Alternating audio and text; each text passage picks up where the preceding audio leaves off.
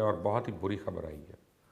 बुरी खबर यह है कि सऊदी अरेबिया ने पाकिस्तान को बाकायदा अब ठेंगा दिखा दिया और दिवाली से पहले उन्होंने नरेंद्र मोदी को इतना बड़ा तोहफा दे दिया है कि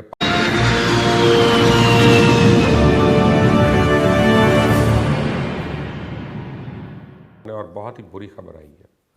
बुरी खबर यह है कि सऊदी अरेबिया ने पाकिस्तान को बाकायदा अब ठेंगा दिखा दिया और दिवाली से पहले उन्होंने नरेंद्र मोदी को इतना बड़ा तोहफा दे दिया है कि पाकिस्तान के और सऊदीया के जो पिछले 72 साल के ताल्लुकात हैं वो खटिया में पड़ गए हैं और अब पाकिस्तान को कम से कम अपने हर ताल्लुक पे जो सऊदी अरेबिया के साथ है उस पर नज़रसानी करनी पड़ेगी, चाहे पाकिस्तानियों को उसकी तकलीफ़ हो या तकलीफ़ उठानी पड़े उसकी वजह से।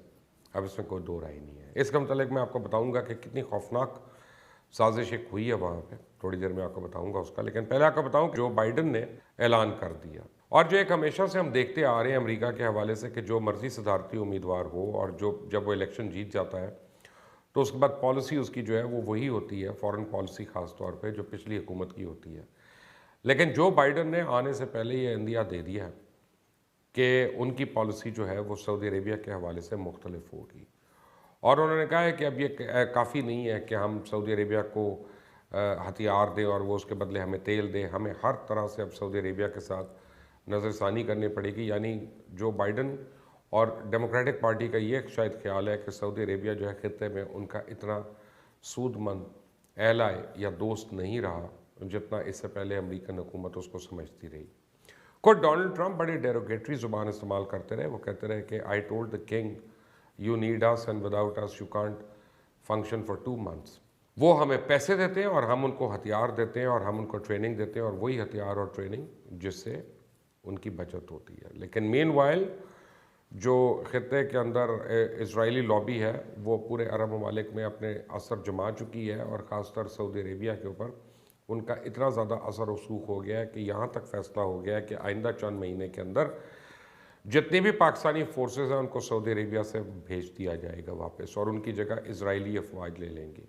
वैसे इंडिया ने भी ऑफ़र कर दिया उनको कि उनके भी लें, वो चाहे हाई प्रोफाइल जनरल्स हों जैसे जनरल राहील शरीफ हैं या हमारे वहाँ पे गल्फ़ में मज़दूर काम करने वाले हैं, उन सब की अब मुलाजमतें और मुस्तकबिल जो हैं वो उनके लिए ख़तरे की घंटी बज चुकी है। असूली तौर पे ये फ़ैसला हो चुका है कि पाकिस्तान को सी पैक से अलग करने के लिए, चाइना से अलग करने के लिए पाकिस्तान को अब सबक सिखाया जाएगा और सबसे पहले मार जो है पाकिस्तान को फ़ॉरेन रेमिटेंस की पड़ेगी अगर गल्फ़ से पाकिस्तानियों को पैकअप करना शुरू हो जाते हैं।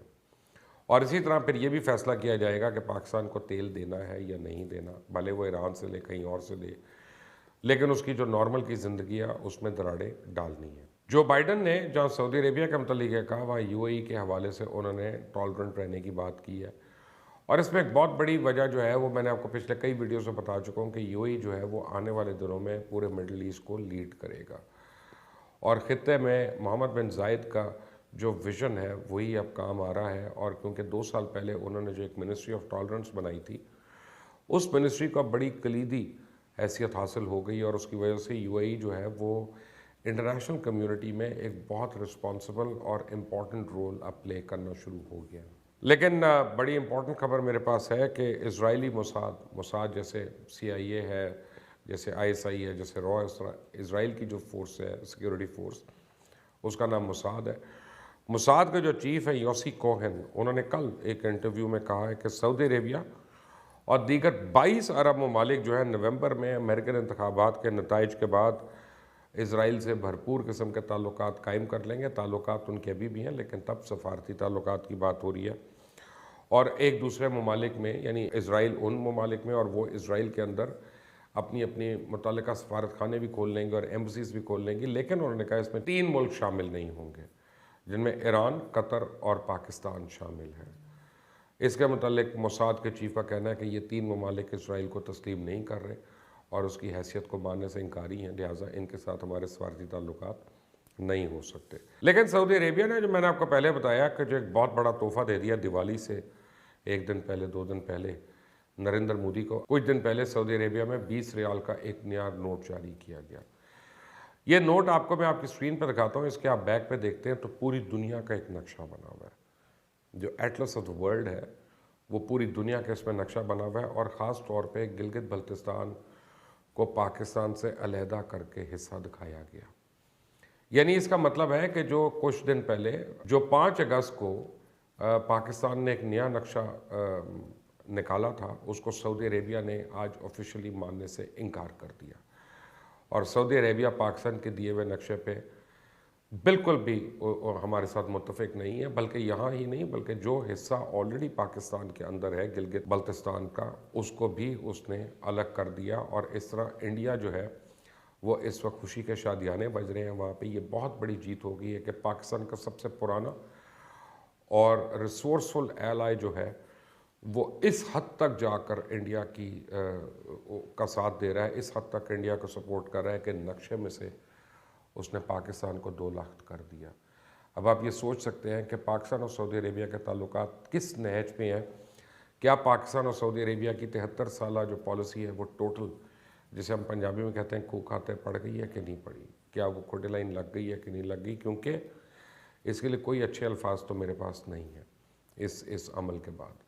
अब पाकिस्तानियों को बड़ा भरपूर किस्म का फ़ैसला करना पड़ेगा कि वाकई उन्होंने नया ब्लॉक बनाना है कि पुराने ब्लॉक में उसी तरह उन्होंने 100 प्याज भी खानी है और 100 सलवातें भी सुननी है, क्योंकि उन्होंने अब बाज नहीं आना और उन्होंने आपको मज़ीद सुबकी का सामना करवाना है। लेकिन बहरहाल ज़राए के मुताबिक इसराइल जो है इस वक्त तो सबसे बड़ा एडवाइज़र बना हुआ है सऊदी अरेबिया का। और सऊदी अरेबिया को उसने जो एडवाइस की, जो मैंने आपको पहले बताया कि पाकिस्तानी फ़ोर्स को यानी आर्म फोर्सेस को और पाकिस्तानी वर्क फोर्स को वहाँ से फेस आउट कर दिया जाए अगले चंद महीने के अंदर।